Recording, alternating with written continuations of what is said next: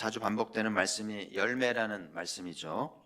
2절에 내게 붙어 있어 열매를 맺지 아니하는 가지는, 또 물론 열매를 맺는 가지는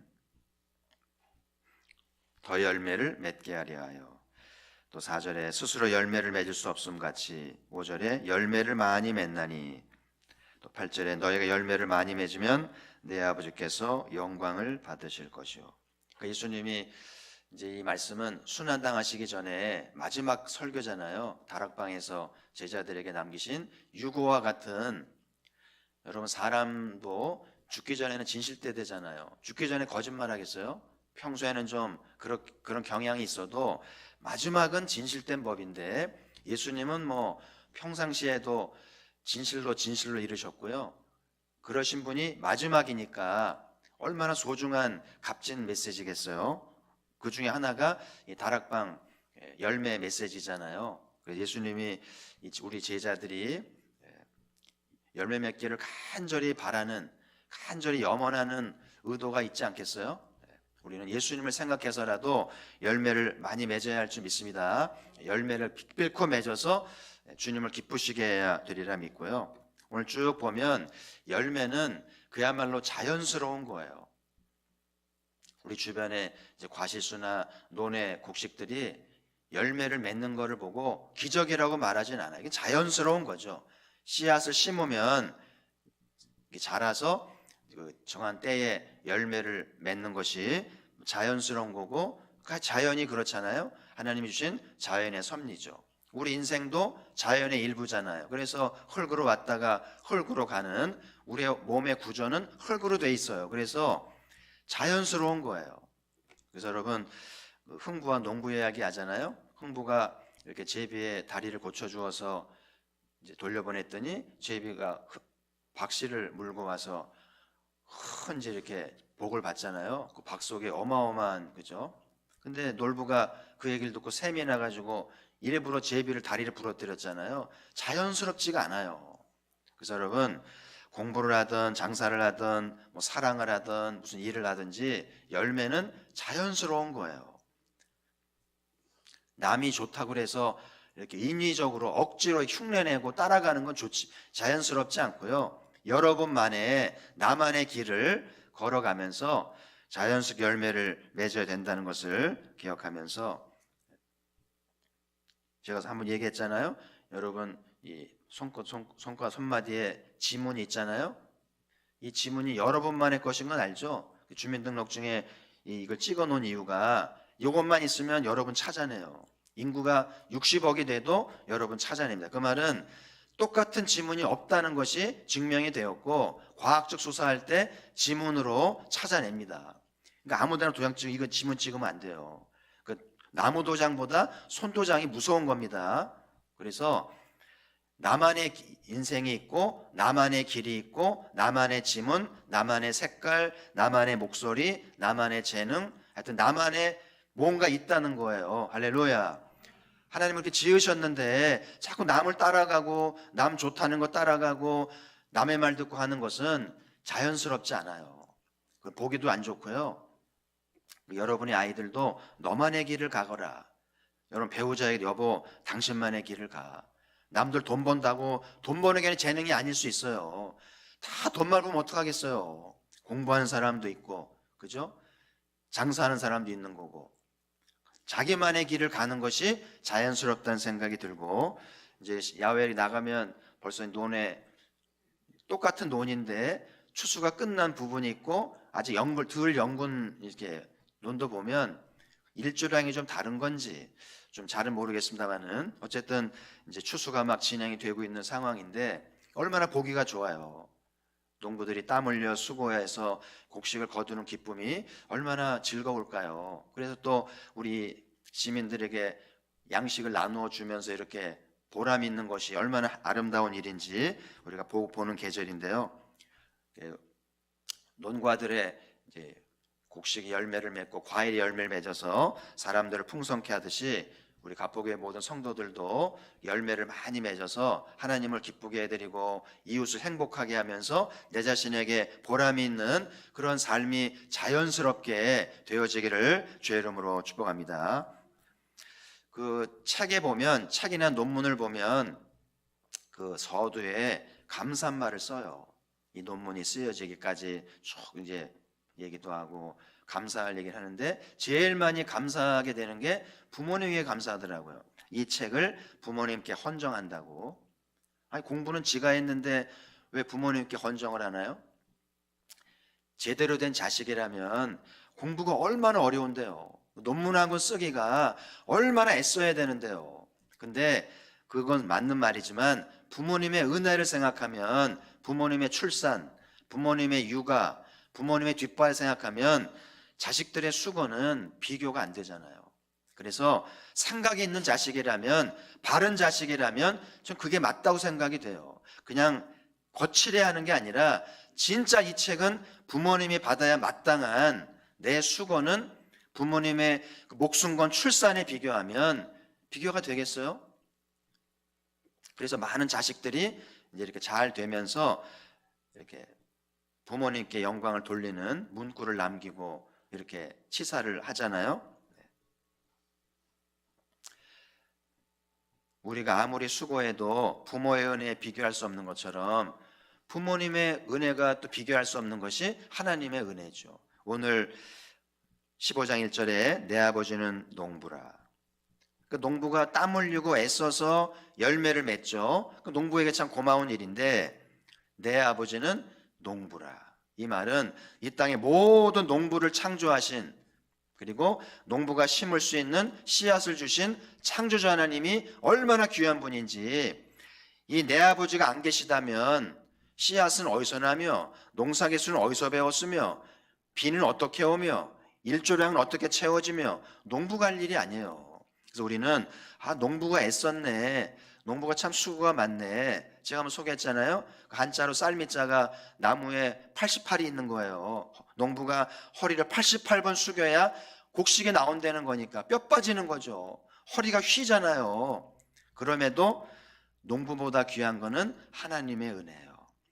하나님의 은혜가 있기 때문에 농부의 수고가 있는 거지, 하나님의 은혜가 없고요, 비도 없고 해도 없고 씨앗이 없다면 농부의 수고는 의미가 없는 거죠. 그래서 여러분, 우리는 하나님의 은혜를 알아야 돼요. 제가 어제도 이제 말씀 전했습니다마는, 제가 이제 오늘 찬양 인도를 현수가 하니까 현수한테 이 찬양을 좀 불러달라고 하려다가 깜빡했어요. 근데 아침에 그 찬양을 부르네. 그래서 제 기분이 좋아요. 이게 통하니까 얘기하지 않아도 현수 마음속에 오늘 주의 인자는 끝이 없고 아침마다 새로우니 주의 성실이 큽니다. 그 노래를 이렇게 선택한 게 수천 곡의 노래가 있는데 그 노래를 택한 게 저하고 이심전심 같은 거 아니에요? 하나님의 헤세드, 주의 인자하심. 할렐루야.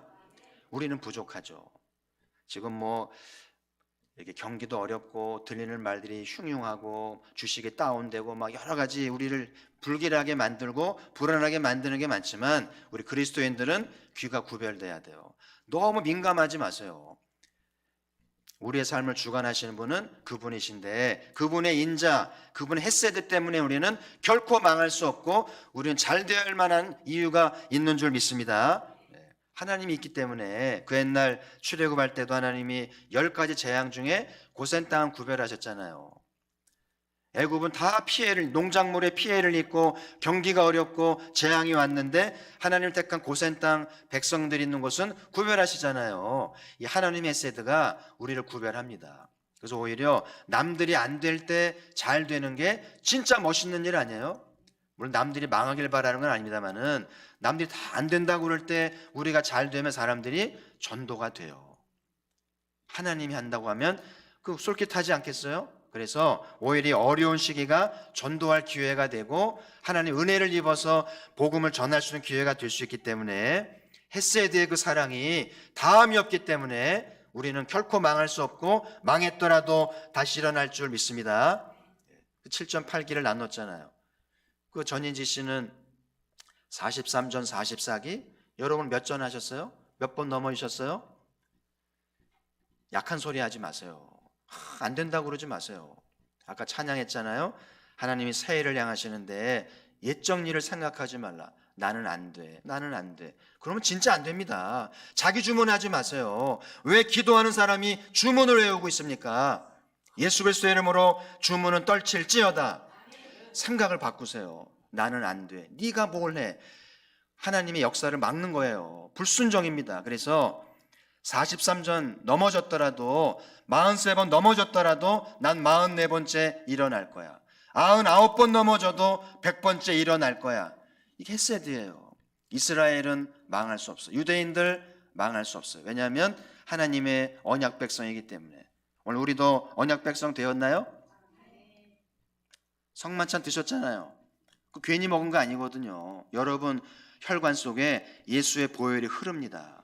하나님 헤세드가 흐르는 거예요. 다시 일어나게 돼 있고요. 결코 이대로 끝나지 않아요. 하나님의 가장 좋은 날이 준비되는 줄 믿습니다. 그래서 모든 열매는 때가 있잖아요. 그죠? 봄에 맺는 열매가 있고 여름에 맺는 게 있고 또 수시로 맺는 것도 있고 그죠? 다 때가 있잖아요. 제철에 나와야 제맛이 나듯이 여러분만의 길이 있을 뿐만 아니라 여러분이 맺어야 할 때가, 열매를 맺어야 할 때가 있는데 젊은 날에 좀 잘 되는 사람이 있고요. 노년에 잘 되는 사람이 있고요. 하나님 여러분에게 젊은 날에 좋게 해주랴 노인 때 좋게 해주랴 여러분 뭐라고 그러시겠어요? 저는 개인적으로 노년이 잘 되면 좋겠어요. 물론 노년으로 가기도 합니다만은 젊을 때는요 두고 봐야 돼요.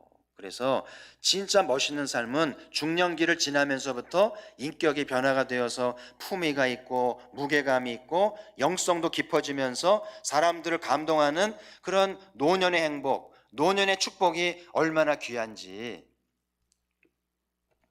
그래서 이제 노년으로 이제 가시는 분들, 아니 노년이 아닌 분들은 아직 내 생에 가장 좋은 건 오지 않았어. 우리 헤세드의 하나님의 사랑이 내 삶을 가장 귀하게 만드실 거야. 그러면서 모든 게 때가 있는 거니까 남들이 잘 된다고 덩달아 그러지 마세요. 내 때가 있는 거예요. 오늘 8절 같이 읽어보도록 하겠습니다. 시작. 너희가 열매를 많이 맺으면 내 아버지께서 영광을 받으실 것이요 너희는 내 제자가 되리라. 우리는 열매를 맺는 게 목적이 아니에요. 돈 많이 버는 게 목적이 아닙니다. 학위를 따고 승진하고 좋은 집 사는 게 목적이 아니에요. 그 모든 건 수단일 뿐이에요. 그 목적이 뭐라고요? 예수님이 열매를 많이 맺도록 메시지를 주시고 열매를 위해 간구하시는 이유가 뭐예요? 너희가 열매를 많이 맺으면 너희가 잘 먹고 잘 살 것이다. 그거 아니잖아요. 열매 왜 주시는 것 같아요? 내 아버지께서 영광을 받으실 것이요 너희는 내 제자가 되리라. 그러니까 첫 번째는 아버지께 영광. 생각이 있는 자식이라면 부모님께 영광을 돌려야죠. 생각이 있는 성도라면 누구의 영광을 돌려요? 하나님께 영광. 너무 내가 애쓰고 수고하고 고생한 거에 집착하지 마세요. 애쓴 건 맞지만 하나님의 창조, 하나님의 섭리, 부모님의 고생 비교하면은 내 건 아무것도 아니잖아요. 교만하지 마세요. 내가 했다고 말하지 마세요. 내 능력이라고 말하지 마세요. 오래가지 않습니다. 아시겠죠? 주님의 능력이고 부모님의 은혜예요. 이건 기본이잖아요. 왜 기본을 못합니까? 부모님의 은혜를 아셔야 돼요. 살아계시던 돌아가셨다. 아시겠죠? 그리고 하나님의 은혜도 알아야 돼요. 하나님의 헤세드 덕분에 이만큼 사는 걸 알고 주님께 영광을 돌리고 주님의 이름을 높일 줄 알아야 되겠고요. 또 한 가지는 너희는 내 제자가 되리라. 그러니까 예수님이 지금 메시지도 지금 다락방에 누가 들어앉아 있어요 지금? 일반 성도가 아니에요. 제자잖아요. 제자들에게 준 말씀이니까 여러분이 이 말씀을 받으려면 뭐가 돼야 돼요? 제자가 되든지 제자가 돼 있든지 되려 하든지 그래 이 말씀 받는 거지. 그렇지 않은 사람 이 말씀 해당 없어요. 여러분 해당사항 없다는 걸 알아야 돼요. 희망사항이죠. 이 말씀은 제자에게 준 말씀이에요. 아니면 진심으로 제자가 되려는 주님 제가 정말 잘 돼야 될 이유는 제자가 돼서 복음 전하고 하나님 나라를 섬기고 싶은 열망이 있는 사람에게 이 말씀이 해당이 되는 거예요. 오늘날 나름대로 잘 되는 사람 많아요. 학위 가진 사람 많고요. 돈 번 사람 많고요. 권력 많습니다. 근데 제자는 많이 없어 보여요. 그러니까 주님이 서글프시죠. 서운하신 거예요. 우리 그리스도인의 자존심을 생각해서라도 우리 제자 공동체가 제자의 부름받은 사람들이 아무쪼록 열매를 좀 많이 맺어서 그 제자됨을 자랑하고 주님께 영광을 돌릴 줄 아는 우리가 되면 좋겠고요. 가포교회가 그냥 성도들의 공동체가 아니라 교인들의 모임이 아니라 제자 공동체가 되어서 다 열매를 잘 맺는 거예요. 그래서 뭘 하든지 어떤 일을 하든지 어떤 분야에 종사하든지 열매를 많이 맺어서 좀 보람도 있고 주님이 기뻐하시면서 과연 제자가 다르다. 저분 교회 가서 제자가 되더니 자기 인생을 찾고 잘 되네. 그리고 인정을 받으면 얼마나 좋아요. 이게 오늘 주님이 다락방 설교를 주시는 목적이시잖아요. 그래서 오늘 이 말씀을 내게 준 말씀으로 받고 열매가 해당이 되려면 제자를 결단해야 돼요. 너무 여러분 제자를 어렵게만 생각하지 마세요. 주님을 따르는 게 제자잖아요. 주님을 배우고 싶어하고 주님을 따르고 주님을 예배하는 자가 제자 아니에요? 그래서 완전한 제자는 아니지만 우리 안에 제자에 대한 열망을 가지시고요. 주님 제자가 되고 싶습니다. 그렇게 여러분이 마음을 드릴 때 하나님이 오늘 말씀대로, 이 말씀은 진실로니까 열매는 맺게 돼 있는 거잖아요. 열매가 자연스러웠으면 좋겠어요. 그리고 서두르지 마시고요. 내 인생만에 내 때가 있는 거예요. 애들을 재촉하지 마세요. 애들의 시간표가 달라요. 좀 빨리 잘 되는 애가 있고 더디 잘 되는 애가 있고, 중요한 건 다 잘 된다는 거예요. 그래서 때를 잘 잡을 줄 아는 게 중요하고요. 그리고 중요한 거는 왜 열매를 맺어야 되는가, 그 목적이 분명해야 되는데 그거는 제자인 거예요. 그래서 가포교회가 정말 잘 되려면 재직들이 제자의 삶을 결단하고요. 제자의 길을 가려고 배우기에 힘쓰고 좁은 길을 걸어갈 줄 아는 제자도를 실천해서 잘 되는 복 있는 교회 되기를 주의 이름으로 축복합니다. 하나님 아버지 감사합니다.